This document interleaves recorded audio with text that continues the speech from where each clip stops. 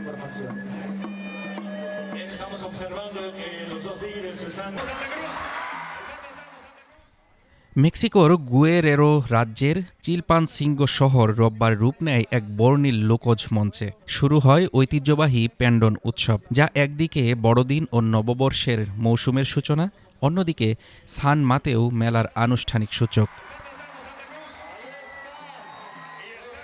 শহরের রাজপথে নেমে আসে শত শত পরিবার, নৃত্যশিল্পী, অশ্বারোহী, মার্চিং ব্যান্ড আর রঙিন চরিত্রে ভরে ওঠে উৎসবের মিছিল।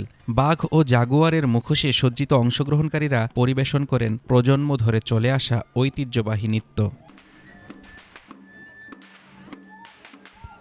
প্যান্ডন হল একটি ঐতিহাসিক সাংস্কৃতিক শোভাযাত্রা, যেখানে একটি বিশাল আনুষ্ঠানিক ব্যানার বহন করা হয় শহর জুড়ে। এতে অংশ নেয় চিলপানসিঙ্গোর বিভিন্ন পাড়া মহল্লার সঙ্গীত ও নৃত্যদল, যা শহরের সাংস্কৃতিক ঐক্যের প্রতীক।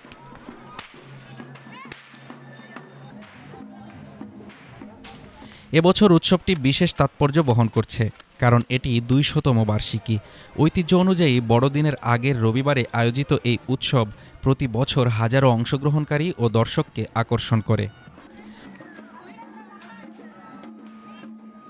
উৎসবের সবচেয়ে আকর্ষণীয় ও প্রতীকী অংশ হল টাইগার স্ল্যাম। এই আচারমূলক আয়োজনে মূলত পুরুষরা বাঘের সাজে অংশ নেন। স্থানীয় বিশ্বাসে এটি শক্তি, সাহস আর সহনশীলতার প্রতীক। একজন অংশগ্রহণকারী বলেন, এই লড়াই তিনি উৎসর্গ করেছেন তার দাদার স্মৃতির প্রতি।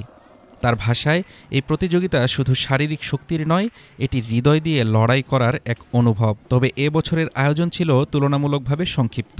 আয়োজকদের মতে, গত বছর থেকে চলমান নিরাপত্তাজনিত উদ্বেগের কারণে মিছিলের রুট ছোট করা হয়েছে।